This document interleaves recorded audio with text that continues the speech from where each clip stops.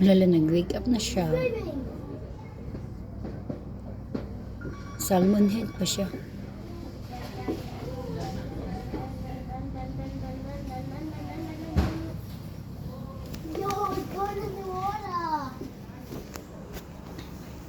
Iwik. Ipukaw pa nila. Ay, that's where they are. Utanawa day. Magstay. Ilang pag ipamata. Hala, ninga nga naman to si Scar, oh. We see Scar is awake na. For those of you who have just arrived, I'll quickly just go over the rules again.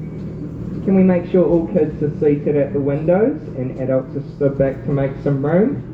Can we make sure no arms are out of the handrails because our crocodiles can jump up that high and we don't want to give them the incentive at lunchtime?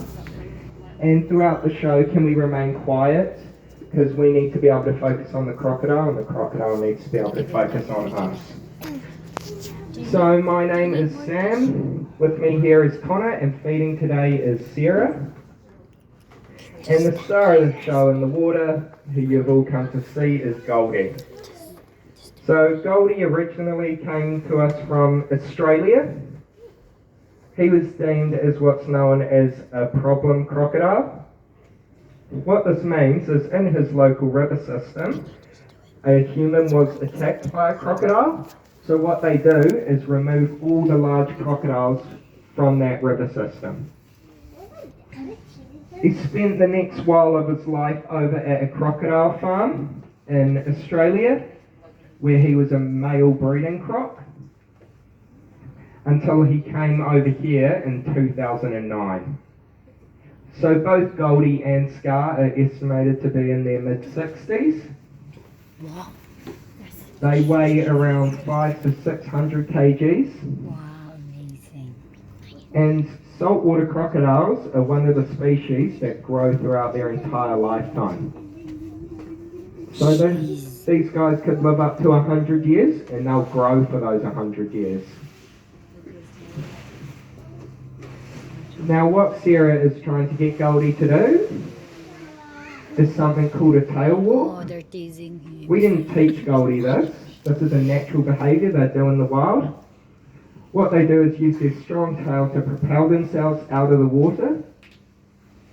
And this could be used to catch a bird flying above, or maybe an animal hanging off a low-hanging branch next to their river.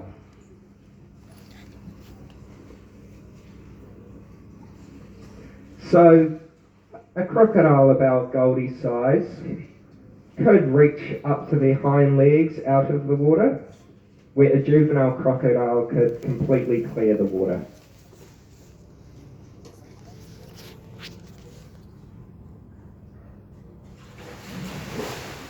He can jump a bit higher than that, I promise you. He's just being a bit lazy today. It may also look like we're teasing Goldie a bit, but what we're doing by making him move is complete some natural behaviours. And in the wild, they're not going to get their food handed to them on a silver platter. They're going to have to work for it. These guys are also masters at conserving their energy. So if you came around earlier today, you may have seen our crocodiles and thought that they were statues. But this is because they conserve their energy and really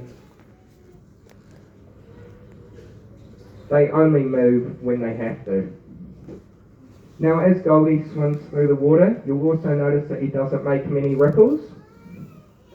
This is because he has specialised scales called osteoderms and scutes, which help make no ripples throughout the water, making him a perfect ambush predator.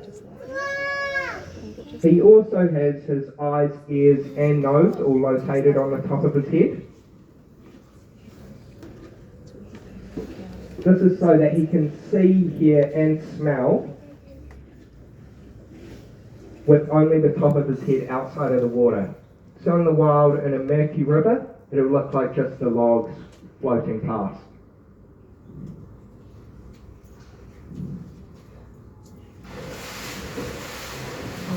Jeez. It's getting It higher. may look like we're also only offering such a large animal a tiny piece of food, Squeeze, keep gently. but Just this is squeeze. because No, just still. in the wild, if they were to catch something the size of a wallaby, that could keep them fed for up to 3 to 4 months. So really, they only need to eat a few times a year. You'll also be able to see Goldie's teeth. So he has 66 of them, and he grows these continuously through his entire lifetime. So he's not like us, where we only have 2 sets of teeth. Underneath every tooth, almost another one is growing. So if they lose their teeth, they will be fine.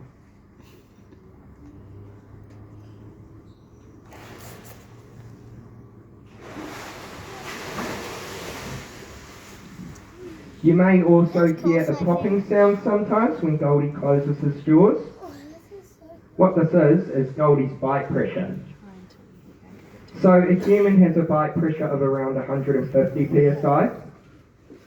A lion has a bite pressure of around 600 psi. But a saltwater crocodile has a bite pressure of around 3,500 psi.